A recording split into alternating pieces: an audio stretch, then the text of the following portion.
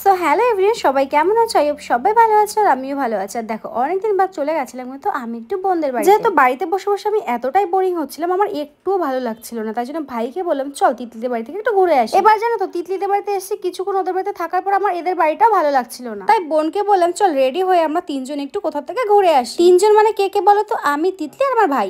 এই যে তোমার মাসিদের পুরোটা বাড়ি, দাদা কষ্ট বাড়ি, এদের বাড়িটা দেখো। ভূতের বাড়ি, যদি কেউ ভূতের বাড়িতে শুট করতে চাও সেটা হচ্ছে গিয়ে আমি যে তোমার এদের একটা যে ভুতুরে বাড়ি, ভালো হয়। যদি এই বাড়ি থেকে শুট করতে যাও, ভিডিও শুট, তাহলে এই বাড়িতে চলে আসবে। যে গানটার শুট করে আমরা ওই গেটটা, ঠিক আছে? আর আমরা এখন যাবো তিতলি, আমি আর আমাদের আছে এদিকে র্যাপিডোর নাম্বারটা বলবো, পরে বলে দেবো। যাই হোক চলো, ভিডিও ছিল আমার এদিকটা ভালো লাগে, তো দেখতে এবার তো সুন্দর লাগে দেখতে আমার ব্লগে। আর দেখো ঘুরতে ঘুরতে চলে এসেছে কিন্তু আমাদের বনগাঁ ব্রিজে, মানে এখানে এসে একটু না দাঁড়ালে আমাদের হয় না, কারণ যেখানে ঘুরতে যাই না কারণ এই ব্রিজে আমি 5 মিনিট হলেও দাঁড়াবোই।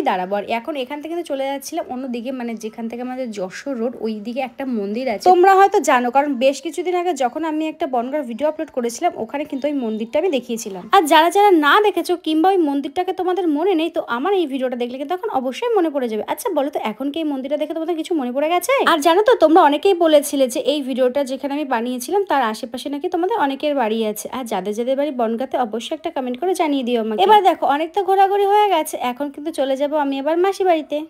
ও 5 স্টার।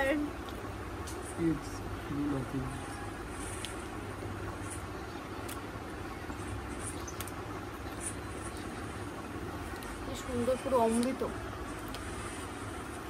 আমরা আর একটা মাসি বাড়ি এসেছি জানো, আজকে আমি সেই ঘুরু ঘুরু করে যাচ্ছি।